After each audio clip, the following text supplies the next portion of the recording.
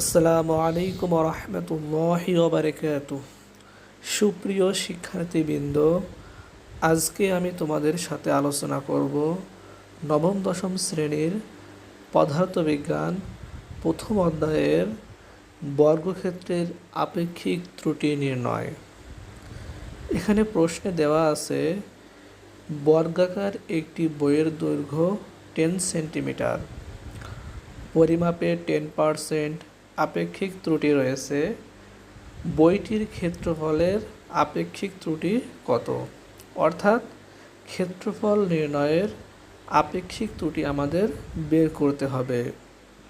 সমাধান দেওয়া আছে বর্গাকার বইয়ের দৈর্ঘ্য 10 সেন্টিমিটার, যেটা আমাদের প্রশ্নে দেওয়া আছে।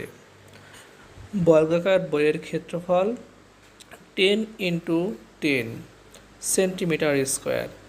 আমরা জানি বর্গক্ষেত্রের ক্ষেত্রফল বাহু গুণ বাহু সমান 100 সেন্টিমিটার স্কোয়ার, অর্থাৎ বর্গাকার বইয়ের ক্ষেত্রফল 100 সেন্টিমিটার স্কোয়ার হয়েছে।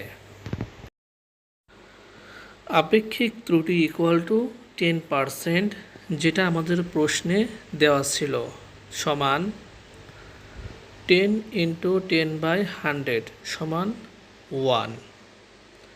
এখন যেহেতু আমাদের আপেক্ষিক ত্রুটি 1 হয়েছে, তাহলে সবচেয়ে কম দৈর্ঘ্য ইকুয়াল টু 10 - 1 সেন্টিমিটার, অর্থাৎ সবথেকে কম দৈর্ঘ্য আমাদের হবে 10 থেকে 1 বাদ দিলে 9 সেন্টিমিটার। সবচেয়ে বেশি দৈর্ঘ্য ইকুয়াল টু 10 + 1 সেন্টিমিটার সমান 11 সেন্টিমিটার, অর্থাৎ সবথেকে বেশি দৈর্ঘ্য হবে আমাদের 11 সেন্টিমিটার। এবার আসি তাহলে সবচেয়ে কম ক্ষেত্রফল। যেহেতু আমাদের সবচেয়ে কম দৈর্ঘ্য 9 হয়েছিল, এ কারণে সবচেয়ে কম ক্ষেত্রফল 9 ইন্টু 9 সেন্টিমিটার স্কোয়ার সমান 81 সেন্টিমিটার স্কোয়ার, অর্থাৎ সবচেয়ে কম ক্ষেত্রফল 81 সেন্টিমিটার স্কোয়ার। সবচেয়ে বেশি ক্ষেত্রফল equal to 11 into 11 centimetre square. যেহেতু আমরা সবচেয়ে বেশি দৈর্ঘ্য পেয়েছিলাম 11, এ কারণে সবচেয়ে বেশি ক্ষেত্রফল 11 ইন্টু 11 সেন্টিমিটার স্কোয়ার সমান 121 সেন্টিমিটার স্কোয়ার। এবার আসি আমরা সবচেয়ে কম ত্রুটি। যেহেতু আমাদের সবচেয়ে কম ত্রুটি 81, এ কারণে আমাদের যে মূল ক্ষেত্রফল 100 ছিল, সেখান থেকে 81 সেন্টিমিটার স্কোয়ার বাদ দিলে 19 সেন্টিমিটার স্কোয়ার হয়।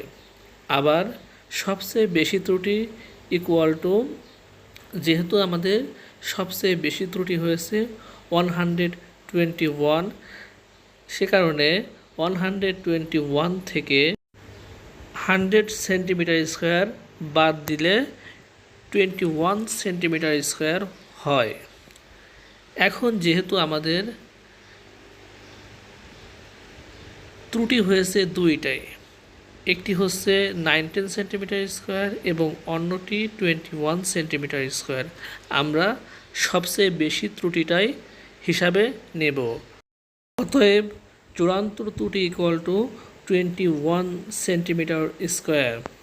অতএব আপেক্ষিক ত্রুটি ইকুয়াল টু 21/100 সমান 0.21, অর্থাৎ আমাদের আপেক্ষিক ত্রুটি হয়েছে 0.21।